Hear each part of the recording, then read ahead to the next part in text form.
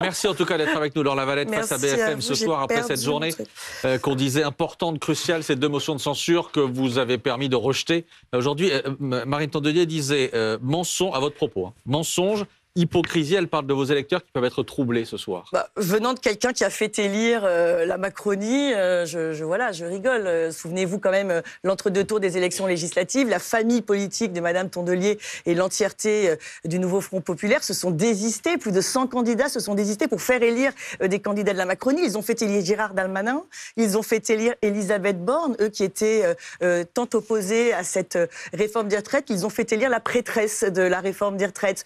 Donc vous imaginez bien, et donc vous imaginez bien quand même que venant de ça, on a combien de temps pour en parler, dites-moi? Une bonne vingtaine de minutes pour en parler, mais de fait, ça veut dire qu'en réalité, tout le monde se tient. Vous vous tenez tous. Vous savez, il y a des jours dans la vie politique et surtout dans la vie politique d'opposition où vous êtes obligé de prendre des décisions entre deux choix qui ne vous conviennent ni l'un ni l'autre. Effectivement, nous aurions pu voter cette motion de censure, mais ça n'aurait eu aucun effet puisque les socialistes ont sifflé la fin du match en effectivement se couchant ou s'alliant avec cette espèce de majorité macroniste LR.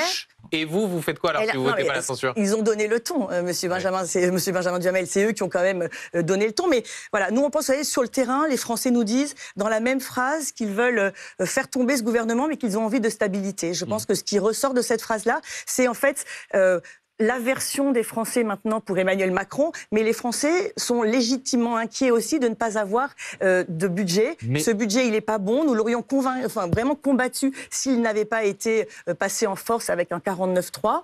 La vraie question qu'il faut se poser et que nous nous sommes posés, c'est est-ce qu'avec ces gens-là, nous aurions pu avoir un meilleur budget dans un mois ou dans 2 mois? La réponse est évidemment non.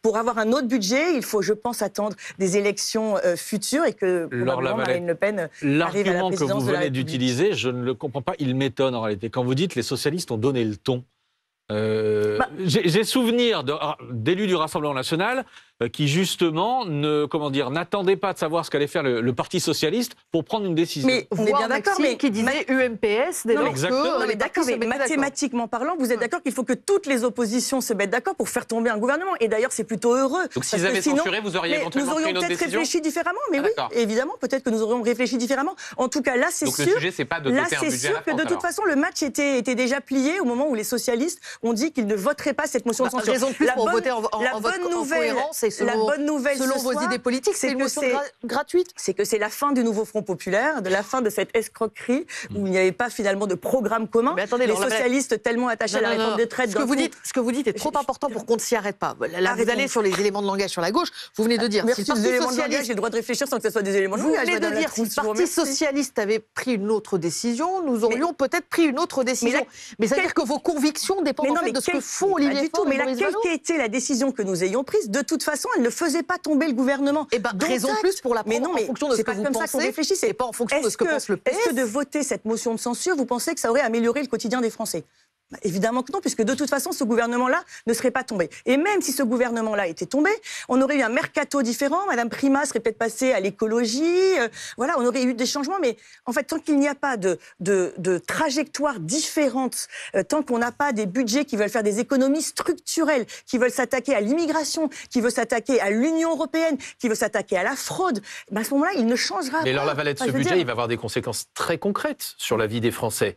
Ça veut dire que vous allez être comptable devant les Français, devant vos électeurs, des conséquences de ce budget sur leur vie quotidienne. Vous êtes prête à l'assumer, ça? Mais Monsieur Daré, pas du tout. Vous savez très bien que le budget, c'est la traduction comptable de choix politiques. Et que quand on est dans l'opposition, on ne vote jamais le budget. Oui, mais vous avez permis d'une certaine façon à ce que ce budget soit adopté. Mais pas du tout. De toute façon... Vous en serez comptable politiquement. Mais pas du tout. Quoi que nous ayons fait, de toute façon, ce budget passé. La question, c'est est-ce qu'il est un peu moins mauvais que celui de décembre? Il est un peu moins mauvais. Il y a eu des victoires du Rassemblement national. Grâce à nous, les retraités ont vu leur retraite indexée sur l'inflation au 1er janvier. Les médicaments ne sont plus déremboursés. Bayrou, c'est mieux que Barnier. Un peu moins.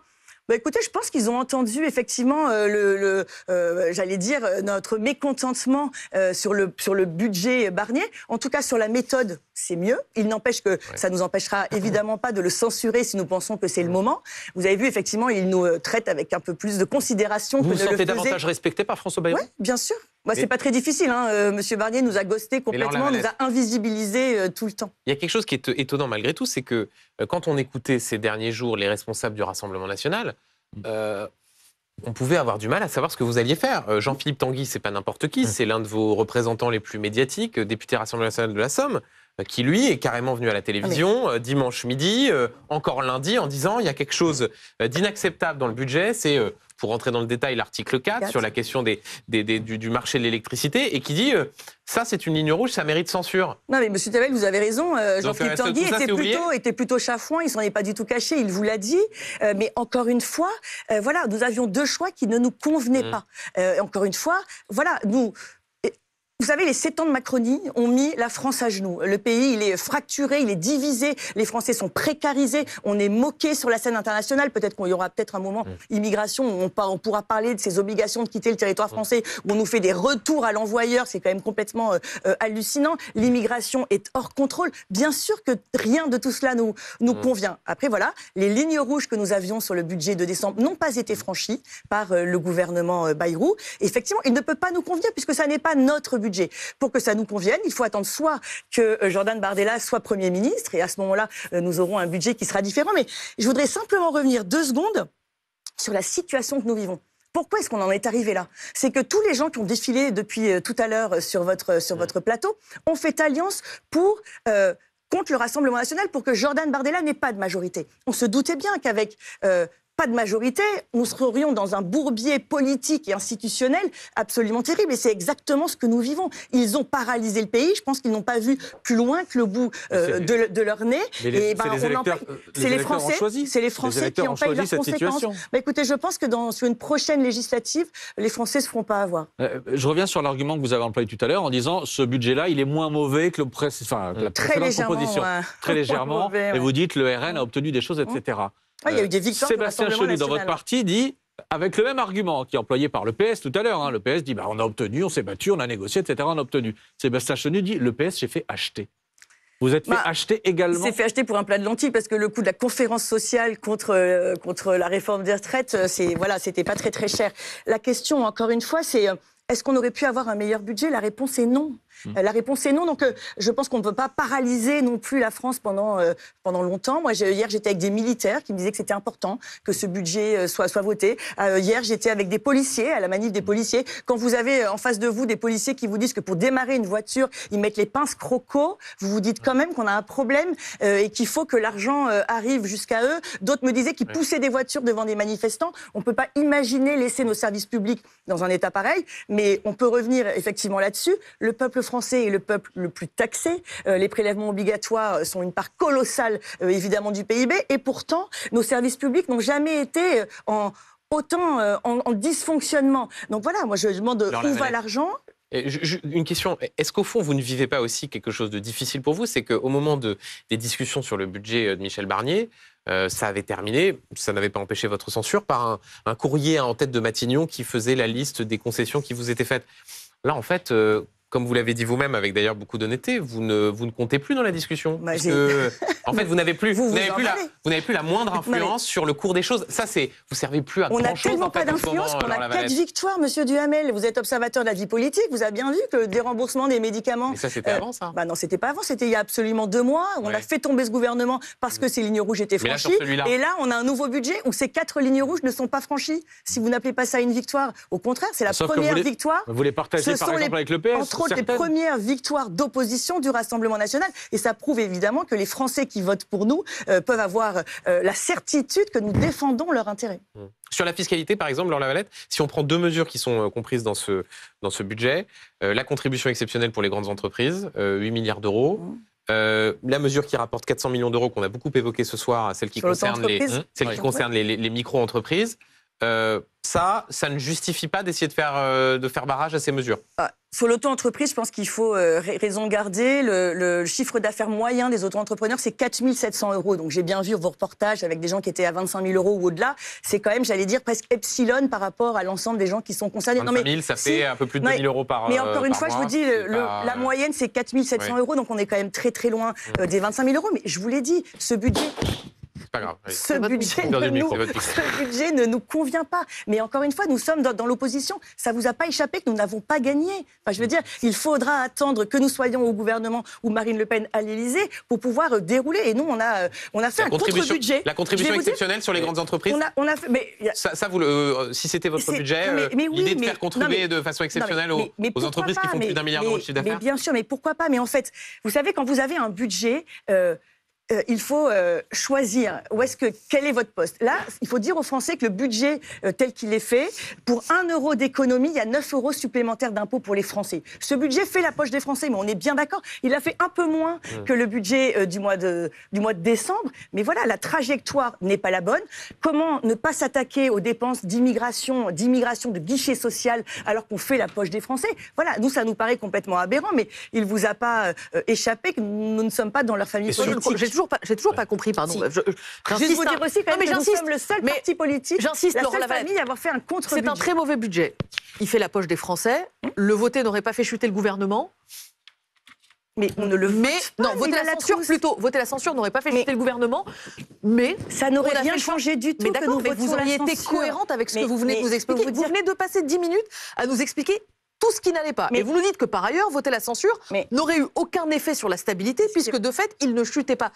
Je ne comprends pas que, au regard de l'argument que vous venez d'utiliser, c'est-à-dire ça ne fait pas chuter François Bayrou, qu'à un moment, vous n'ayez pas mis votre vote en cohérence avec tout ce que vous venez de nous dire. Mais parce qu'il faut vous ne priviez pas la France de budget, vous n'aviez en réalité aucun effet sur le destin de François Bayrou, et je finis par me dire que peut-être vous vous êtes dit qu'en votant effectivement une censure qui n'aurait abouti à rien, votre inutilité à l'Assemblée, vous y allez un peu fort, à l'Assemblée dans sa composition actuelle aurait été prouvée. C'est la seule conclusion à laquelle j'arrive en vous écoutant. Alors, il faut quand même pas oublier qu'on est le premier groupe à l'Assemblée nationale. On n'est même pas le premier groupe d'opposition, on est le premier groupe tout court. Donc, vous imaginez bien que l'inutilité, elle n'est pas de notre côté. Encore une fois, il faut bien un budget à la France. Vous n'avez pas eu peur de dire, voilà, on va voter la censure et ça va se voir qu'on n'a plus les manettes? Non, je vous assure qu'on n'a peur de rien et que la seule chose qui nous meut, c'est l'intérêt des Français. La seule boussole, c'est l'intérêt des Français et je ne suis pas sûre que de ne pas avoir de budget plutôt que d'avoir un mauvais budget mais ça n'aurait pas eu cette conséquence. Non, mais vous venez l'expliquer. Encore une fois, je vous dis, il faut que les militaires aient leurs 3 milliards. Mais si vous aviez voté la censure, ça n'aurait pas eu cet effet. Mais de la voter, ça n'aurait pas eu d'effet non plus, Naïla Latrousse. Donc, dont acte, encore une fois, le match, il est complètement plié. Ce qui compte maintenant, je pense, ce sont nos propositions. C'est ça qui fait qu'on va être une opposition constructive, qu'on va demander à M. Bayrou, effectivement, de reparler d'immigration. Alors justement, une opposition constructive. Vous dites, François Bayrou s'interroge ce soir, peut-il encore réformer? Il y a des textes qui pourraient effectivement arriver à l'Assemblée nationale avec le ministre de l'Intérieur, Bruno Retailleau. On évoquait il y a quelques instants quelques mesures. Très concrètement, par exemple, est-ce que vous pourriez voter le délit de séjour irrégulier, le rétablissement, ou encore le fait de rallonger la durée de rétention? Non, mais ça, par exemple, vous soutiendrez le gouvernement sur ces mesures-là? Évidemment. Enfin, Monsieur Darey, le rétablissement du séjour irrégulier, ça fait partie de notre programme, évidemment. Moi, la question que je pose plutôt à Monsieur Retailleau, c'est pourquoi n'a-t-il pas voté le rétablissement des peines planchées? Pourquoi est-ce que son gouvernement n'a pas voté la levée des freins à l'expulsion des délinquants étrangers une fois qu'ils aient purgé leur peine? Donc vous soutiendrez le gouvernement sur ces questions-là? Mais bien sûr, mais tout ce qui va amener de la fermeté en matière migratoire, mais évidemment, mais nous ferons exactement ce que nous avons. Il vous facilite pas la tâche, Laure Lavalette, Bruno Retailleau, puisque à certains moments, on a le sentiment que il utilise vos mots, qu'il prend des propositions qui étaient pour certaines les vôtres. Là encore, sans vouloir reprendre le mot d'inutilité utilisé par Naïla Latrousse, si vous avez un ministre de l'Intérieur qui, à peu de choses près, défend les mêmes mesures que vous... Mais quelle joie pour nous, Monsieur Duhamel, que le ministre de l'Intérieur... C'est sûrement en ça qu'on est très différents des autres, Monsieur Duhamel. Mais nous, tout ce qui peut améliorer la fermeté en matière migratoire et pénale, on est ravis. Et si c'est eux qui le font, qui commencent, ça sera ça de moins à faire quand nous arriverons au pouvoir. Le seul problème avec Bruno Retailleau, c'est qu'il parle beaucoup, il est très isolé. On l'a bien vu avec l'histoire du voile, quand il dit qu'il est opposé au voile au moment des accompagnatrices scolaires et que Madame Prima, qui était là juste avant moi... Vous voulez toujours interdire le voile dans l'espace public le lendemain, ça fait partie évidemment du projet de loi de Marine de la loi contre le séparatisme. Donc aucun voile dans l'espace public. On en reparlera, Monsieur Duhamel, mais effectivement... Mais on en reparlera ou c'est dans votre projet? Mais effectivement, c'est dans notre projet parce que c'est quand même un marqueur aussi d'appropriation visuelle et donc, ça peut être un signe de radicalisation. Mais en tout cas, quand Bruno Retailleau dit ça et qu'il est, j'allais dire, désavoué dans la minute par Madame Prima, qui est porte-parole du gouvernement, je me dis qu'il est très isolé et que pour l'instant, c'est effectivement, comme dit Bardella, le ministre de la parole, mais rien n'a été transmis par des actes. encore une fois, pourquoi est-ce que M. d'Aragon n'a pas appelé à voter la loi d'Edwige Diaz? Je ne le comprends pas. Vous lui dites à Bruno Retailleau, rejoignez-nous?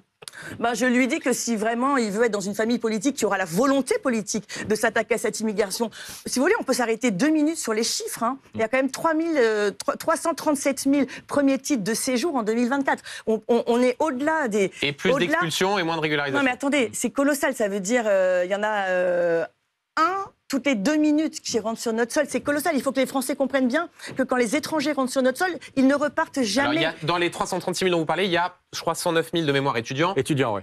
Jusqu'à preuve du contraire, les étudiants n'ont en grande majorité pas vocation à rester sur le territoire. Non, mais enfin, globalement, vous savez, l'assassin de la petite Lola était rentré avec un visa étudiant. Vraisemblablement, elle n'est pas partie. Vraisemblablement, elle a... la majorité des étudiants. D'accord, la majorité, mais la question n'est pas là. Vous voulez réduire aussi les visas d'étudiants? Mais on verra, mais pour l'instant, il faut réduire cette immigration. On verra, oui ou non? Sûrement en dernier, Monsieur Daré, parce qu'effectivement, c'est intéressant d'avoir ces liens. Mais oui, on veut réduire drastiquement. On ne veut plus que les gens rentrent sur notre sol parce que ça n'est plus possible. Parce que ça pèse sur nos comptes publics, ça pèse sur l'hôpital. Quand vous avez 500 000 personnes qui rentrent, parce que là, on parle des premiers titres de séjour, mais il y a aussi les demandeurs d'asile, à peu près 140 000. Vous avez raison, il y en a 10 000 de moins que l'année dernière. Sauf qu'avant, il n'y en avait qu'1 sur 3 de demandes d'asile qui étaient acceptées. Là, on est à 1 sur 2.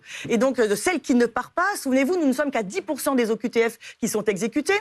Et lors du voyage du Premier ministre, on apprend que 5% des 10% ne sont exécutés que dans le département de Mayotte. Donc en fait, les Français ont bien compris que quand les étrangers rentraient sur notre sol de façon irrégulière ou pas, ils ne repartaient jamais. Et encore une fois, vous ne pouvez pas accueillir tous les ans 500 000 étrangers et ne pas construire... plus d'hôpitaux, par exemple, parce que ces gens-là, ils sont malades comme vous et moi. Juste une chose, dans donc, la Valette, à chaque fois, je le redis quand on a un invité du Rassemblement national, parce que systématiquement, vous ressortez ce chiffre de 500 000, ça ne veut pas dire que tous les ans, 500 000 étrangers viennent s'ajouter à la population française. Non, bien sûr. Mais non, bien sûr que non. 300, bien sûr que non. Il y a des mouvements, il y en a qui partent, etc. Parce que ça voudrait dire juste une chose. Ça voudrait dire que depuis, parce que c'est un chiffre que vous donnez aussi, ça voudrait dire que depuis l'arrivée d'Emmanuel Macron au pouvoir, on serait à 3,5 millions d'étrangers en plus. Ça n'est pas du tout ce que dit l'INSEE. Je vais vous donner le stock de premiers en ce moment. Ça n'est pas du tout ce que dit l'INSEE. J'aime pas ce terme parce qu'on parle de personnes, mais le stock de premiers titres de séjour à l'heure actuelle, c'est 4,2 millions.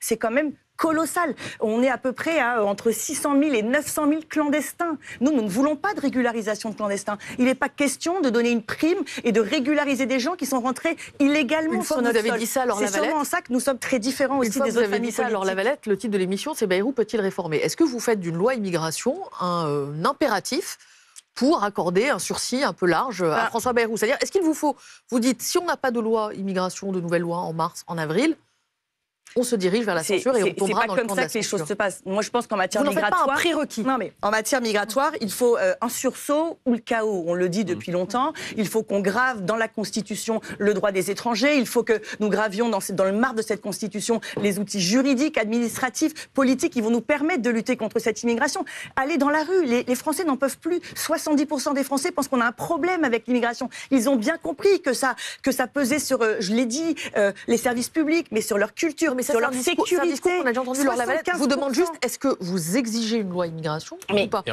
Évidemment qu'on l'exige, mais je crains malheureusement qu'il faudra attendre l'arrivée de Marine Le Pen au pouvoir. Mais encore une fois, nous n'avons pas gagné. On n'est pas là pour faire du chantage. La question n'est pas là. Nous, on est là pour améliorer le quotidien des Français. Moi, là, mon boulot, c'est de faire en sorte que les Français retrouvent du pouvoir d'achat et que les Français retrouvent de la sécurité. Moi, je suis mère de famille. J'ai 4 filles entre 16 et 23 ans. J'en ai marre d'avoir la boule au ventre quand les gens sortent. J'ai envie que mes filles puissent s'habiller comme elles en ont envie. J'ai envie qu'elles mettent des décolletés. J'en ai marre d'être systématiquement stressée parce que la vie, le quotidien des Français, c'est ça. Et 75% des mineurs qui sont déférés devant le parquet de Paris sont des mineurs étrangers.